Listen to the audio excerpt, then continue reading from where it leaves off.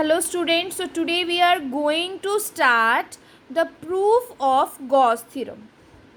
As you know, in the last video I have given you the statement and the exact relation for our Gauss theorem. Today we will prove that relation which we have done yesterday. Now see, to prove the Gauss theorem, firstly I have this diagram. About this diagram I will explain you now. I have this charge. This is my positive charge which I have enclosed in this Gaussian surface. I have this sphere which I am telling as a Gaussian surface, and my charge is enclosed over it and the distance from this charge to the point, this is called the distance, r distance. That is my r distance. You can see this thing beta. Due to this positive charge there will be the generation of electric field. मतलब हर point पे क्या होगी, electric field generate होगी over there, and we know the direction of electric field is always tangential to its surface. तो हर point पे electric field तो generate हो ही रही है, but what I have done, I have shown this electric field along this direction only, though it is lying along all the direction, but I have shown along this only. Clear this thing? So I have talked about charge and the electric field. Now you can ask that why the direction of electric field is pointing outward, because we know the direction of electric field is positive to negative, and I have taken the charge positive, so direction of electric field will be outward from the sphere. And this thing also we know that electric field inside the conductor is 0, so it always lie radially outward. Now to calculate the electric field due to this charge, I have taken this small surface which I have labeled as ds, and that is my r cap which is pointing for the direction. Clear this thing? This is talk about the diagram. On this point I want to calculate the electric field due to this charge. Now see, what is the theory part? Consider that a point electric charge q is situated at the center of a sphere of radius r. Let E be the electric field at any point on the surface, the sphere. Then according to Coulomb's law, as we know, as per the Coulomb's law, we have this relation. In the very first chapter we have derived a relation for electric field in the vector form, that was 1 upon 4 pi epsilon naught into q upon r square multiplied by r cap, that is my unit vector. Now I know that r cap is along OP, that point I can write as OP.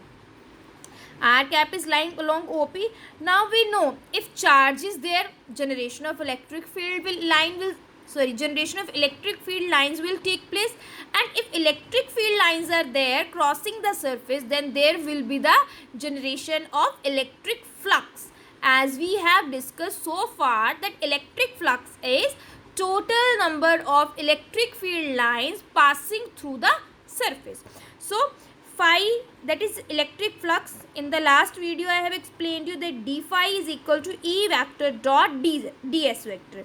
E vector is electric field which I have already, so I will take this whole value and substitute over here.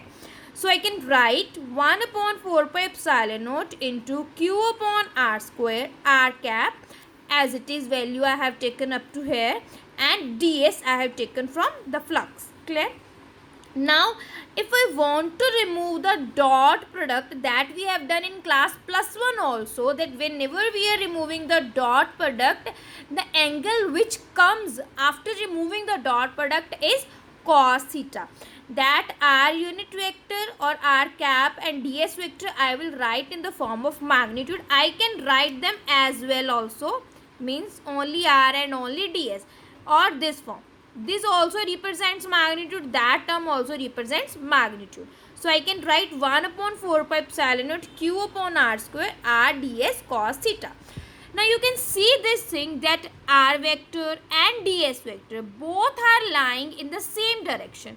So the angle between them will be 0, means theta is equal to 0 and cos 0 is equals to 1. So after this relation, I will get this term d phi is equal to 1 upon 4 pi epsilon naught q upon r square ds cos 0, and cos 0 is equal to 1. This 4 pi epsilon naught term is constant. Charge also I have constant. Distance between charge to the observation point is also constant. So the constant terms I have taken outside from the closed integral. In the closed integral, I have this term because earlier I have taken the small portion of my spherical surface. So I'll now integrate it. And what will be the total surface area for this sphere? We all know that is 4 pi r square.